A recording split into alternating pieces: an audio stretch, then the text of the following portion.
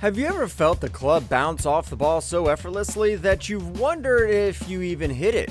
Well, believe it or not, hitting the ball correctly off the tee can feel like this, and we want you to chase this feeling. Today, we're diving deep into one of the most important clubs in your bag, the driver. Understanding and mastering the driver is a game changer for any golfer. You can consistently improve whether you're a beginner, amateur, or pro. Imagine confidently stepping up to the tee, knowing you've got the correct driver, ideally suited for your swing, ready to rip one down the middle. This video isn't to give you some quick facts about the driver, it's about helping you find the one that fits like a glove. We'll explore everything from loft degrees to shaft stiffness, giving you the tools to make an informed decision. By the end of this guide, you'll know exactly what to look for in a driver. Whether you're shopping for your first club or upgrading your current set, this video is for. So, without further ado, welcome back to the Golf Vault, and let's dive into the ultimate driver guide.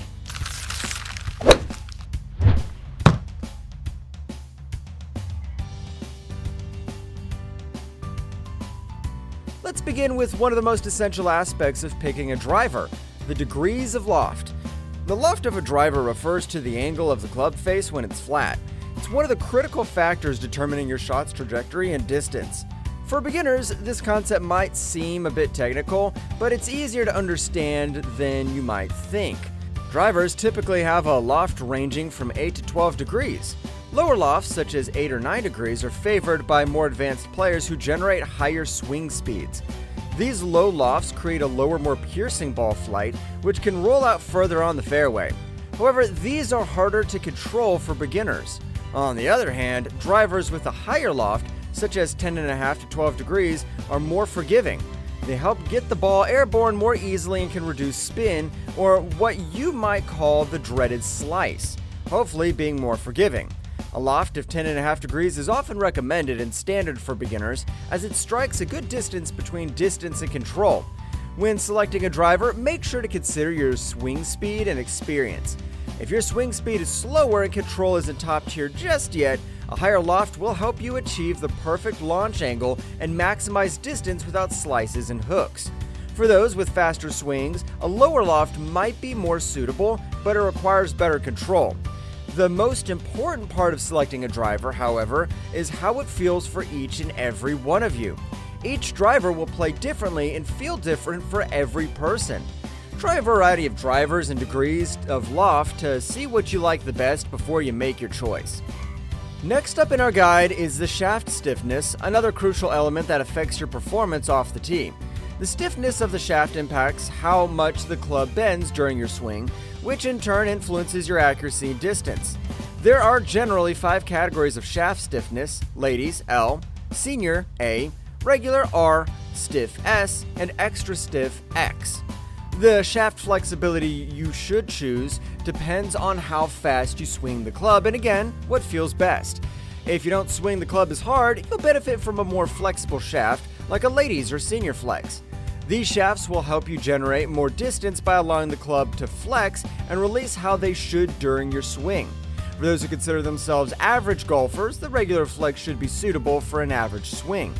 A stiff or extra stiff shaft might be more appropriate for those with a faster swing speed. These shafts provide more control and prevent the club from overflexing, which can lead to unwanted directions, slices, and a whole bunch of other messes. Remember, not one stiffness is the best. It's all about personal preference. Come to terms with your game and how fast you usually swing the club, not how fast you can swing the club, but how fast you normally swing the club. Trust us, picking a higher stiffness for your ego will only hurt your driving game. Find the right stiffness for your swing and watch the ball fly better than it ever has. Now let's touch on grip size, a small detail that can have a significant impact. The grip is your only connection to the club, so it must feel comfortable and secure in your hands. Grip sizes typically range from undersized to jumbo, with standard and mid-size in between. The right grip size depends on the size of your hands and your personal preference. If the grip's too small, you might overuse your hands and wrists, leading to an inconsistent swing. If it's too large, you might struggle to swing the club properly, which can cause a hook or a slice. For most beginners, a standard grip size is a good starting point. If you have larger hands or find your grip too thin, consider moving up to a mid-size or jumbo grip. If If you have smaller hands, try an undersized grip. Grip size shouldn't be one of your biggest concerns unless you have unusually small or large hands, or in the case where the club just doesn't feel right in your hand. Similar but different to the club grip, the hand grip style is another crucial aspect that's often overlooked. How you grip the club can significantly affect your swing path and the overall outcome of your shot.